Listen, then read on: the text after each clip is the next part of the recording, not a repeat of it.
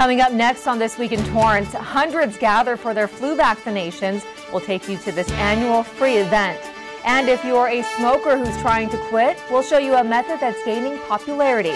Plus, an educational tool is creating dramatic success rates in classrooms, but it soon may disappear from the district. We'll tell you why. And in case you missed it, we'll bring you to the Lights, Camera, Action celebration at Wilson Park. These stories and much more are just seconds away. Your local news starts right now.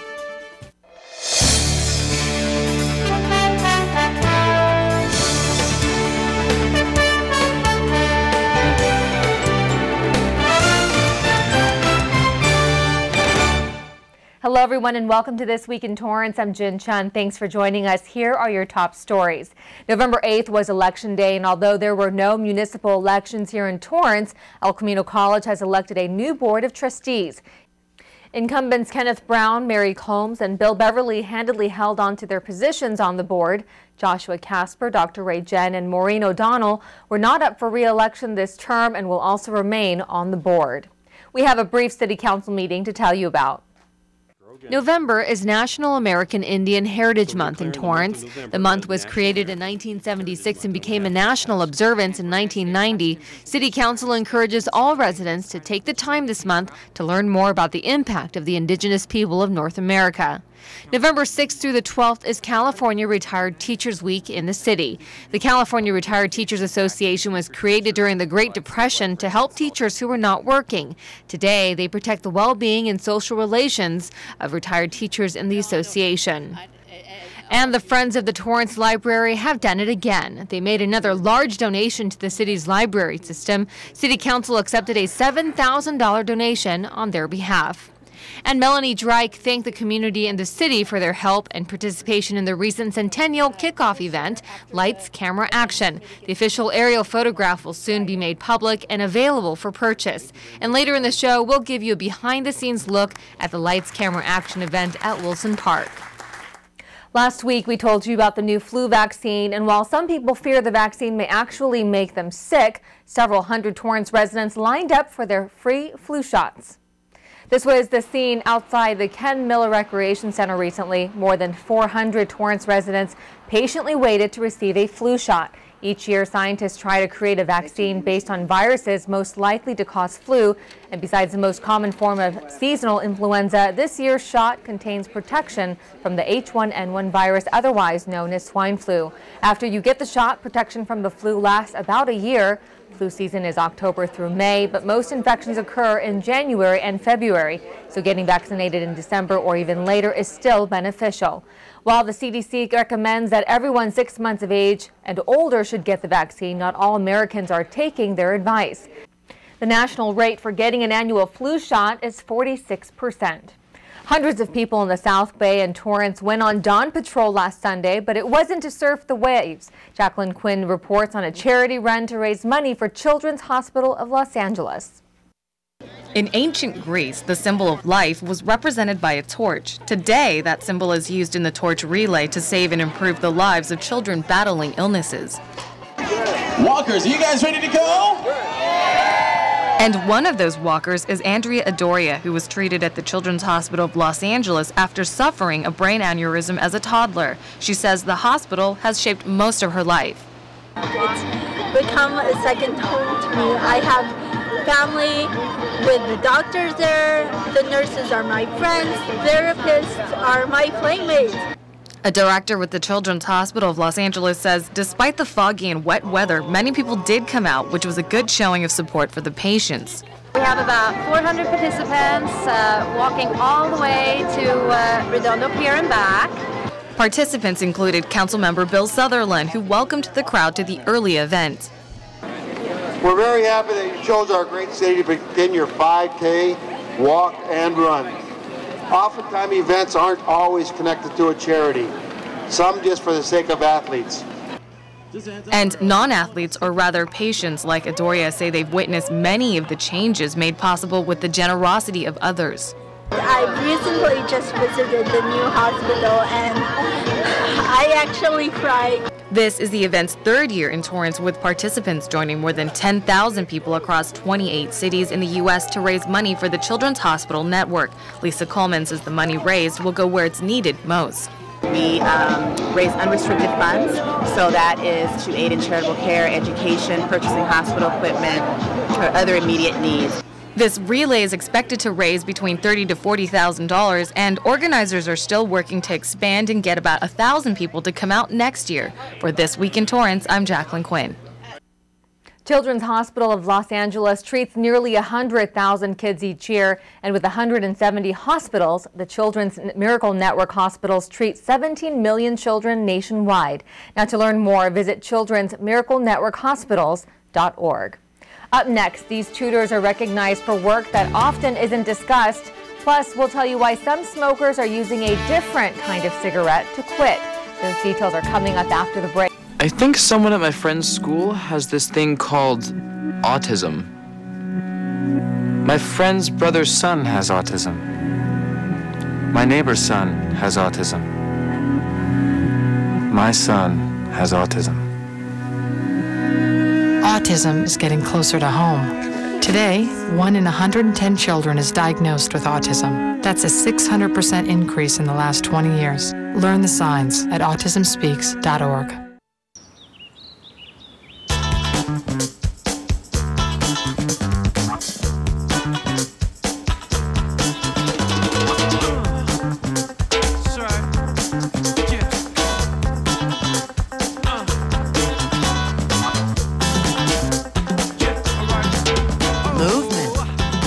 Weight loss, it's one of the many ways to fight osteoarthritis pain.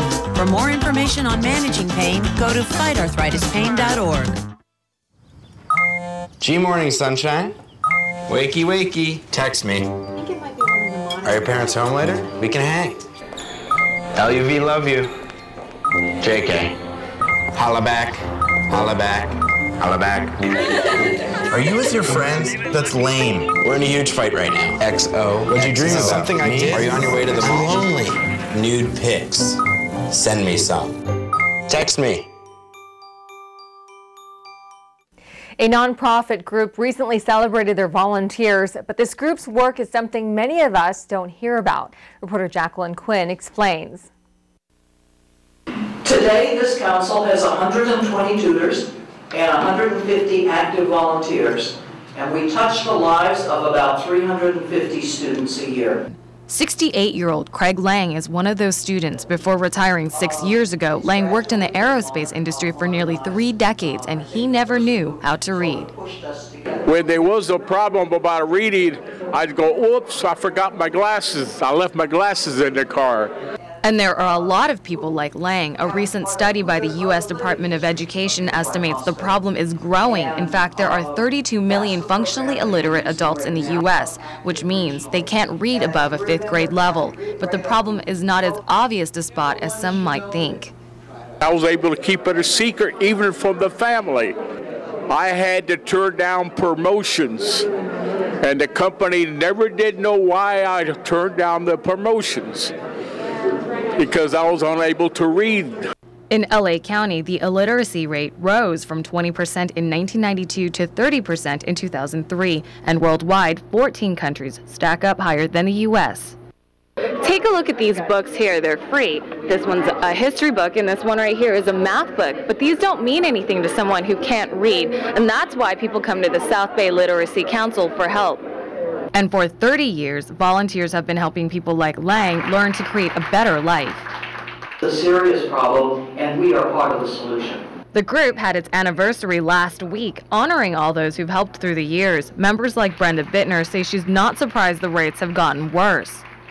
Literacy rates are still very bad, and partly it's the influx of immigrants that California has, and partly the fact that we still have students who go through our school system and end up not being able to read when they're done.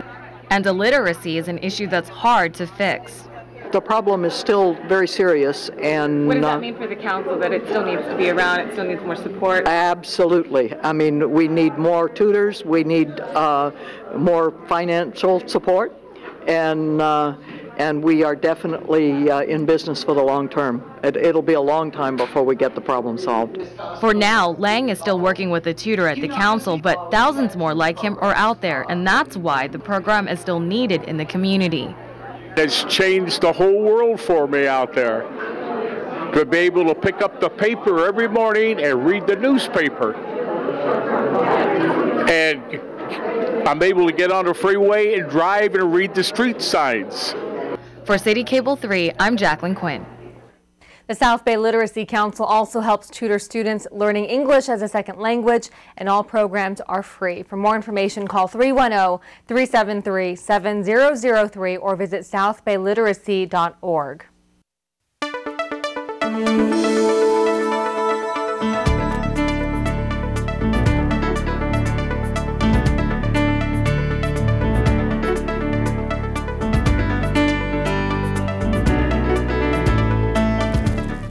Trying to quit smoking is often one of the toughest battles to win, and while nicotine patches and gum can help, there's another method that many are willing to try, but not everyone supports its use.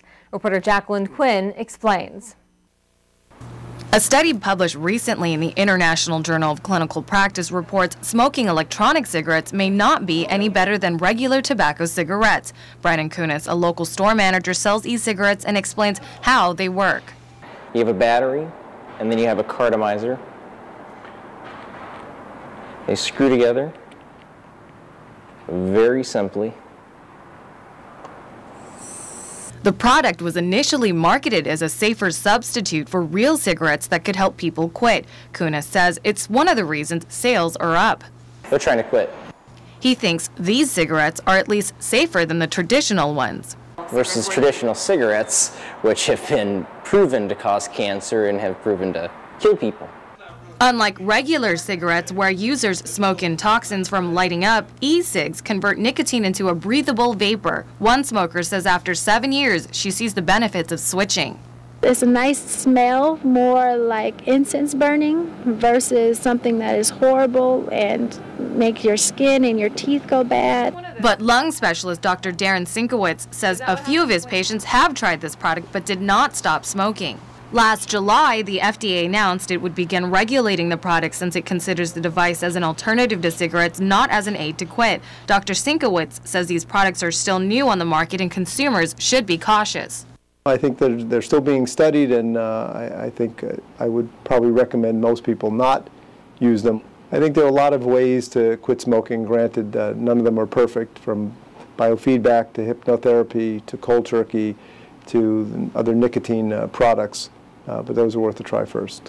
The FDA also says it's found a number of toxic chemicals, including diethylene glycol, an ingredient used in antifreeze in some e-cigarettes. But for now, smokers like Grady say the sensation of e-cigs is helping her quit. I want that same smoke effect. These traditional cigarettes come with a Surgeon General's warning, while these electronic ones do not. And even though the ingredients in this pack are actually less harmful, there's still a lack of evidence to suggest that they're any safer. And with new bans that include electronic cigarettes, smoking may still be a bad habit, no matter which one you choose. For This Week in Torrance, I'm Jacqueline Quinn. To learn more about how to stop smoking, go to the American Lung Association website at lungusa.org.